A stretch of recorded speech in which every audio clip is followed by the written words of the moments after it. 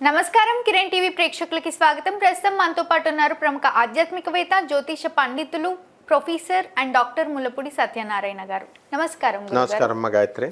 గురుగారు, దిష్టి కానీ నరదిష్టి కానీ తగిలింది అని తెలుసుకోవడం ఎలా గురుగారు?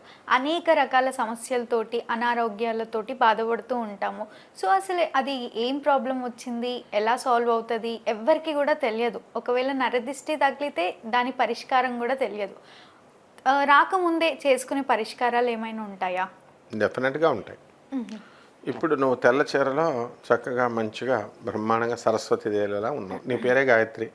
తెల్లవారుజామున గాయత్రి ఉంటాం, మధ్యాహ్నం మాటలు సావిత్రి అంటాం, సాయంత్రం మాటలు సరస్వతి అంటాం. అంటే ఎవరైనా చక్కగా మంచిగా తయారైనప్పుడు బాగుందమ్మా అని మెచ్చుకుంటాం. అలాగే ఈ ప్రజలంతా కూడా బాగా ఒక బిల్డింగ్ కట్టుకుంటే ఎవరేమనరు, 4-5 బిల్డింగులు కట్టుకుంటే అసలు ఏమీ లేనోడు వాళ్ళ బంధువుల్లో ఏడవరా పాపం. వాళ్ళకి సహాయం వీడు అప్పుడప్పుడు చేస్తుంటే ఏమనరు. వీడు రూపాయి కూడా సహాయం చేయడు డబ్బున్నవాడు.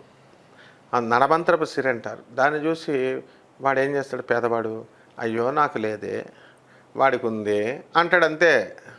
అనగానే అది నరఘోష రూపంలో వెళ్ళి శాపం కింద తగులుతుంది.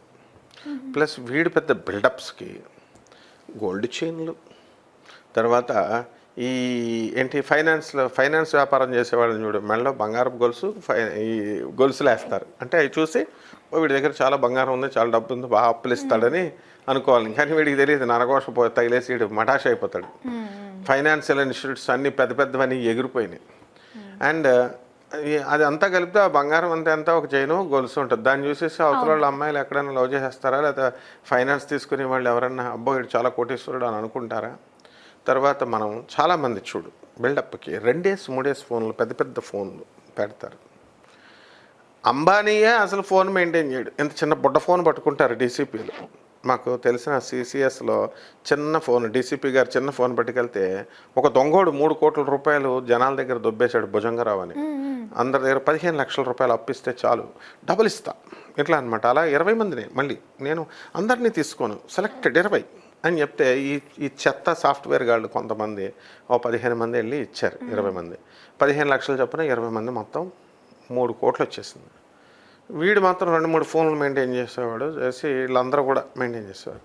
వీళ్ళు డబ్బులు పోగొట్టేసుకొని కొట్టేసుకుంటుంటే నేను డీసీపీ సార్ సత్యనారాయణ సార్ దగ్గరికి తీసుకెళ్తే CCSలో ఆయన చిన్న ఫోన్ చూసి ఇదేంటి డీసీపీ గారు ఇంత చిన్న ఫోన్ పెట్టుకున్నాడు అంటారు. ఆయనది ప్రభుత్వ ఆఫీసర్, ఆయనకి ఏం బిల్డప్లు అవసరం లేదు. గవర్నమెంట్ ఆఫీసర్స్ని చూడు ఎవరైనా సరే చిన్న ఫోన్లు పెట్టుకుంటారు, బిల్డప్లు ఎవరు, మామూలుగా సిస్టమేటిక్గా చేస్తారు. ఈ ఫైనాన్స్ బిజినెస్లు చేసేవాళ్ళు, ఈ ల్యాండ్ రియల్ ఎస్టేట్ వాళ్ళు, ఈ మంత్రతంత్ర సామ్రాట్లు బుర్కాలు వేసేసుకొని బిల్డప్లు నామాలు పెట్టేసి కొత్త డ్రెస్సులు పెళ్ళికొడుకుల్లాగా. ఇప్పుడు చూడు, ఇప్పుడు నువ్వు ఇంటర్వ్యూలు చేస్తున్నావు జనరల్గా, వీళ్ళంతా ఆడవాళ్ళు తయారయ్యారంటే ఒక అర్థం పర్థం ఉంది, మగవాళ్ళు కూడా సినిమా వాళ్ళు తయారయ్యారంటే అర్థం పర్థం ఉంది. బ్రహ్మాండంగా తయారై వచ్చేస్తున్నారు. వీళ్ళందరికీ నరఘోష తగిలద్ది. ఎవరైతే బాగా తయారవుతారో, ఎవరైతే బిల్డప్లుగా చెప్పుకుంటారో, ఎవరైతే బిల్డప్లుగా ఇస్తారో వాళ్ళందరికీ నరఘోష తగిలేస్తుంది. తగిలేయడం వల్ల ఏమవుతుంది, వీళ్ళు పెళ్ళాలు వదిలేస్తారు సగం మందికి. ఓకే, తర్వాత రెండోది, వీళ్ళు ఏ పని అనుకుంటే ఆ పని వెనక్కి వెళ్ళిపోద్ది.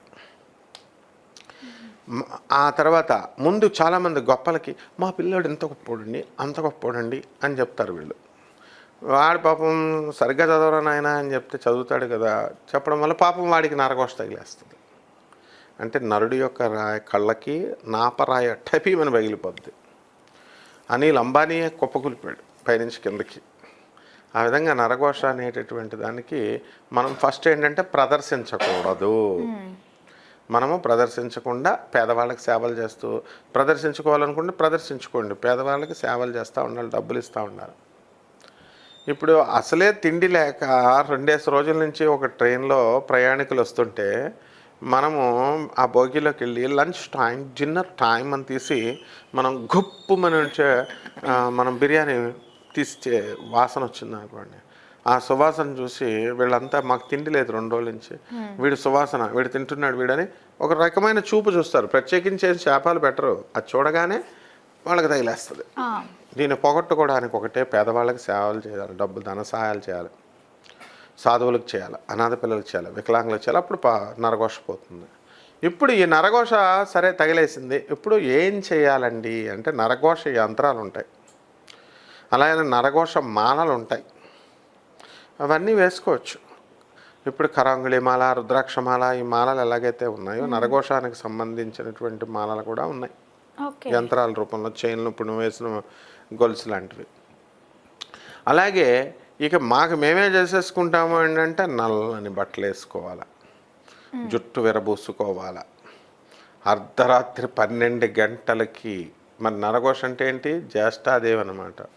అర్ధరాత్రి 12 గంటలకు కూర్చొని పూజా మందిరం ముందు ఓం అని చెప్పి మంత్రం మనం చెబుదాం. కాల్ చేస్తే మనం ఆ మంత్రం ఇద్దాము. ఓకే. నెక్స్ట్ అంటే వీడియోలో చెప్పకూడదా ఆ మంత్రం? అంటే బీజాక్షర మంత్రాల మీద శ్రద్ధ తగ్గిపోద్ది, వీళ్ళకి చెప్పకూడదు. సాంప్రదాయం ఉంటుంది కదా మనకి. అందువలన చక్కగా ఈ నరఘోష పోవాలంటే అర్ధరాత్రి 12 గంటలకి మనము ఎన్ని అమావాస్యలు?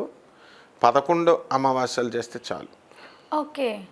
కరెక్ట్గా 10 నిమిషాలు అమ్మవారికి పూజ. ఇక అర్ధరాత్రి ఒక భార్యని చితగొట్టేసేవాడు ఒక భర్త ప్రతిరోజు. ఆస్ట్రేలియాలో చదువుకున్న వాళ్ళు నాకు చెప్తే చేసుకో అమ్మా అన్నాను.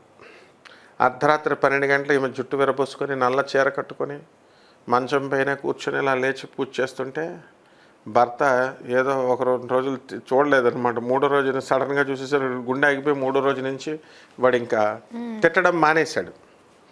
అంటే దాని ఫలితం అనేటటువంటిది ఇమీడియట్గా వస్తుందన్నమాట. ఓకే. తర్వాత ఇంకా చిన్న చిన్న సింపుల్ రెమెడీస్, పసుపు ఉంటుంది, తెల్లావాలు ఉంటాయి, ఈ 2 కూడా వెల్లుల్లిపాయలు, తర్వాత సొంఠె, ఈ 4గిట్లతో కలిపి మనము అగ్నిహోత్రం ఇలా తీసుకొని దిష్టి తీసేసుకొని అందులో వేసేయచ్చు. ధూపం, సాంబ్రాణి ధూపం, గుగ్గిళ్ళ ధూపం మన జుట్టుకి విరబూసేసినటువంటి ఆ జుట్టుకి పెట్టుకోవాలి. మనకి సమస్య పరిష్కారమైందా లేదా చూసుకోవాలమ్మా. అందుకోసము 100% ఈ రకంగా చేస్తే పరిష్కారం అయిపోద్ది. తప్పకుండా గురుగారు. దిష్టి దోషం తగలకుండా ఎంతో చక్కటి రెమెడీ తెలియజేసినందుకు ధన్యవాదాలు. ధన్యవాదాలు. చూశారు కదా, మా వీడియో మీకు నచ్చిందని అనుకుంటున్నాను. అలా అయితే లైక్ చేయండి, షేర్ చేయండి. మరిన్ని ఇలాంటి ఇంట్రెస్టింగ్ వీడియోస్ కోసం మా ఛానల్ని సబ్స్క్రైబ్ చేసుకోండి. గురువు గారిని కలవాలి, ఆ మంత్రం తెలుసుకోవాలి అని అనుకుంటే వీడియోలో స్క్రోల్ అవుతున్న నెంబర్ని కాంటాక్ట్ అవ్వండి. Thank you.